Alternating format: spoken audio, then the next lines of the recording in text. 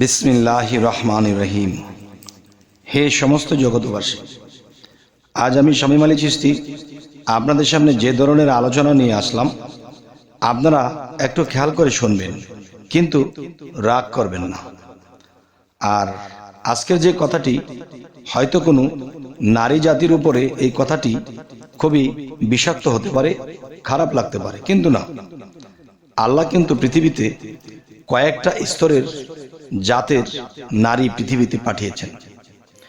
আর এটি আমি কোরআন দিয়ে প্রমাণ দিতে পারব। যদি আপনারা বলেন যে না, কোরআন দিয়ে বলাটাই ভালো, তবে দেখবেন একটি বিষয় হলো যে একজন নারী একজন পুরুষকে আদর ভালোবাসা দিতে দিতে দিতে দিতে আদর ভালোবাসা পেতে পেতে সেই স্বামীটা মারা যায়। আর সেই ভালোবাসা আদরের মধ্যে কি লুকিয়ে আছে? কাম লুকিয়ে আছে, প্রেম নয়। এমনও স্ত্রী লোক আছে যে সে কি করে, সে শুধু সে কামের আশায় থাকে, আর সে স্বামীর সাথে বিবাহের বন্ধন হওয়া মানে সে কাম বুঝে, এটাই সম্বল আর এটাই তার সবকিছু। এই কাম তত্ত্ব নিয়েই সে বেঁচে থাকে, অপেক্ষায় থাকে কখন স্বামী ঘরে ফিরবে। তবে আজকের যে আলোচনাটি অবশ্যই খেয়াল করে শুনতে হবে, আর না হয়তো বুঝবেন না। আর মেয়ে মানুষ বা নারী লোক যারা আছেন তারা যদি খেয়াল করে না শোনেন হয়তো আমাকে ঘৃণা করতে পারেন। তাই অবশ্যই সম্পূর্ণ আলোচনাটি না টেনে সুন্দর করে শুনুন। সেই বিষয়টি হলো, দেখুন যে একটি ভাষায় বলা হয় হস্তনী, পদ্মনী, নাগিনী, চিন্তামণি। এর মধ্যে তিনটা জাত মোটামুটি ভালোর দিকে। তবে হস্তনী, এতে পুরুষকে যত আদর করবে, যত ভালোবাসা দেবে, সমস্ত কিছুই লোভের বশে, কামের টানে, প্রেমের টানে নয়। আর চিন্তামণি এটার থেকে একটু দূরে থাকার চেষ্টা করে এবং চিন্তাশীল হয়, সংসারের উন্নয়নের চিন্তা করে, স্বামীর সুস্থতার চিন্তা করে। আর হস্তনী, সে এতই আদর এতই ভালোবাসা দেবে যা পেতে পেতে একজন স্বামীকে চিরতরে শেষ করে দিবে। স্বামী স্ত্রীর বহু আগেই সে ইন্তেকাল করবে।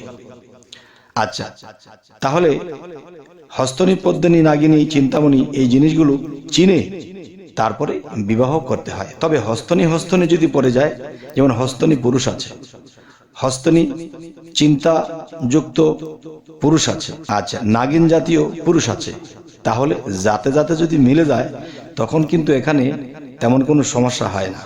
আর যদি এদিক সেদিক হয়ে যায়, চিন্তামণির সাথে পড়ে যাবে আরেকটা, তাহলে কিন্তু বিপদের শেষ থাকবে না। হায়াত কমে যাবে, জ্ঞান বুদ্ধি হ্রাস পাবে, শরীর অসময়ে ডিস্টার্ব করবে, বিভিন্ন কিছু সমস্যা দেখা দেবে। আচ্ছা, তো এখন যে কথাটি বলবো যে এই জিনিসগুলো আমি কোত্থেকে পেলাম এবং আপনাদের সামনে পেশ করছি, এটা কি সঠিক না ব্যাঠিক, আসলে এর আমি কয়েকটা জাতের প্রমাণ দেবো ইনশাল্লাহ, অবশ্যই শুনবেন। এখন যে কথাটি বলবো সেটি কোরআনের। দেখেন, নূহ আলাইহিস সালামের সময় যে একটি বিষয়, যে তার কিস্তি বানানোর জন্য যখন আল্লাহ হুকুম দিলেন, এখন কিস্তি বানাতে যে মিস্ত্রির প্রয়োজন, তারা কিন্তু বানাতে রাজি হচ্ছেন না বা এদিক সেদিক করছেন। তখন কিন্তু এমন কিছু ঘটনা ঘটেছে যে তার সাথে কথা দেওয়া হয়েছিল, তোমার যে মেয়ে আছে, মেয়েটা আমাকে বিয়ে দিতে হবে, তাহলে আমি তোমার কিস্তি বানাবো। তখন আল্লাহকে জানেন, আল্লাহ তারা তো এরকম কথা বলে, আর না হয়তো কিস্তি বানাবে না। তখন বলে যে তুমি রাজি হয়ে যাও।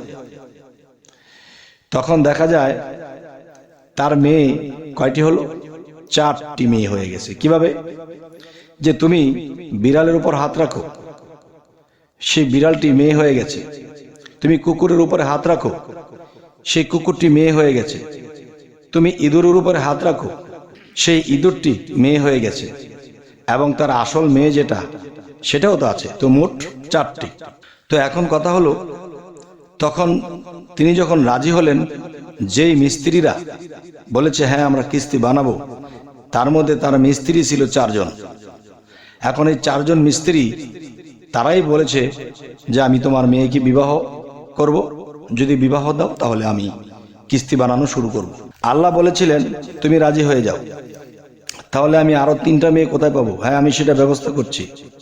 তখন এভাবে আল্লাহ ব্যবস্থা করে দিলেন কিন্তু সেই মেয়ে চারটা ঠিক দেখতে একই রকম, কোনটা কোন মেয়ে এটা বোঝা যায় না।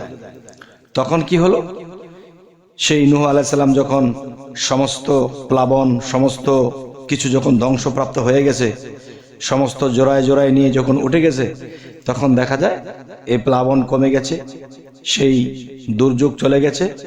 তখন সে আবার যখন ফিরেছে, তখন তো তাদের কথা রাখতে হবে, তাই সেই চারজনকে চারটা মেয়ে বুঝিয়ে দিয়েছে। চারজনকে চারটা মেয়ে যখন বুঝিয়ে দিয়েছে যে চার জায়গায় চারজনের বিয়ে হয়ে গেছে, এখন মেয়ে তো দেখতে একই রকম, এখন এই মেয়েদেরকে নিয়ে কোথায় যাবে, কি করবে? আচ্ছা, এখন চিন্তা করলো যে আমি আমার মেয়ের বাড়িতে যাব বেড়াতে। এখন কোনটা তার আসল মেয়ে? তখন একটি বাড়িতে গেছে, তখন সেই বাড়ির শ্বশুর শাশুড়ি তারা বিচার দিয়েছে, দেখেন আপনি কেমন মেয়ে পেলেছেন, সেই মেয়েটা শুধু কাউকে দেখলেই খেউ মেউ করে, মানুষকে দেখলেই চেঁচামেচি করে, কাউকে বাড়ির দিকে আসতে দেয় না। তখনই বুঝেছে যে এই মেয়েটি কুকুর থেকে এসেছে। আচ্ছা, এরপরের কথা হলো অন্য মেয়ের কাছে গেছে, যাওয়ার পরে বলতেছে যে আমার মেয়েটি কেমন কেমন সংসার করছে।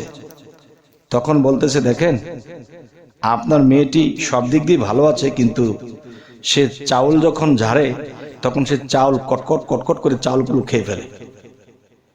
ও আচ্ছা, তার মানে সে বুঝে নিল যে এটা আমার ইঁদুর থেকে সেই মেয়েটি। আচ্ছা, এবার চলে গেল অন্য মেয়ের বাড়িতে। যাওয়ার পরে বলতেছে যে আপনার এই মেয়েটি ঘরের চিপা চাপায় থাকে এবং দেখা যায় সে একটা জীবিত জিনিস দেখলে সেটাকে খামচে ধরে, সেটাকে ছিঁড়ে বেড়ে নষ্ট করে, এই অবস্থা। তখন বলতেছে, হ্যাঁ তাহলে এটা বিড়াল। আচ্ছা, তাহলে তার আসল মেয়ে তখন অন্যটির কাছে যখন গেল যে আমার মেয়ে কেমন সংসার করছে, কেমন কথা বলে, হ্যাঁ আপনার মেয়ে সর্বদিক দিয়ে ভালো, খুব ভালো মেয়ে। তখনই বুঝলো এটা তার আসল মেয়ে। তাহলে এখানে বিষয় হলো হস্তনী পদ্মনী নাগিনী চিন্তামণি। তাহলে আপনারা বের করে নেবেন এই চারজন মেয়ে থেকে কোনটা চিন্তামণি আর হস্তনী পদ্মনী নাগিনীর মধ্যে কোনটি পড়েছে। এটা কিন্তু আমার কথা না, কোরআনের কথা। তবে এই চারটা জাত পৃথিবীতে এখনো রয়ে গেছে। এই জন্য বিবাহ করতে গেলে যেই জাতের সাথে সেই জাতটাই ফেলতে হবে। পুরুষের মধ্যে হস্তনী নাগিনী চিন্তামণির মতো এরকম পুরুষের মধ্যে জাত আছে, জাতে জাতে যদি মিলিয়ে দেওয়া যায় তাহলে তাদের সংসার সুখের হবে, সমস্যা হবে না। আর যদি আজাতের সাথে কুজাত পড়ে যায় তাহলে বেজাত হয়ে একেবারে সংসারটাই তছনছ হয়ে যায়। যাই হোক, হে সমস্ত জগতবাসী, আজকের এই আলোচনা আপনাদেরকে কি বোঝাতে চাইলাম, আর আমার কথা কি আপনাদের ভালো লাগলো তবু জানাবেন, এবং খারাপ লাগলো তবু জানাবেন। তবে হ্যাঁ, আরো একটি বিষয় হলো যে অবশ্যই যারা অবিবাহিত আছেন তারা অবশ্যই সেই নারী চিনে নিতে হবে এবং সেই পুরুষটাকেও চিনে নিতে হবে, যাতে যাতে মিলিয়ে দেওয়ার জন্য। আর এই জন্য শাস্ত্র গ্রন্থ বা বিভিন্নভাবে শিক্ষা দেওয়া আছে। আর যদি আপনারা বলেন যে হ্যাঁ জাত নির্ণয় করতে চাই, কোন জাতের কি লক্ষণ, কি করে বুঝবো সে হস্তনী সে পদ্মনী, তাহলে আমরা এটার থেকে সতর্ক হতে পারবো আর জাতের সাথে জাত মিলিয়ে দিতে পারবো। তবে হে সমস্ত জগতবাসী, অবশ্যই আমি এটা চেষ্টা করব সামনে এরকম ভিডিও দেওয়ার জন্য, যদি আপনারা আমাকে বলেন। তবে আজকের আলোচনা এখানেই রাখবো। তবে আমাদের এই চ্যানেলের আলোচনা যদি ভালো লাগে তো অবশ্যই সাবস্ক্রাইব করে নেবেন, এবং পরবর্তীতে যেন ভালো আলোচনা দিতে পারি তো আমাদের ফেসবুক খুলে সেটাও ফলো করে নেবেন। সকলে ভালো থাকবেন। আল্লাহ হাফিজ।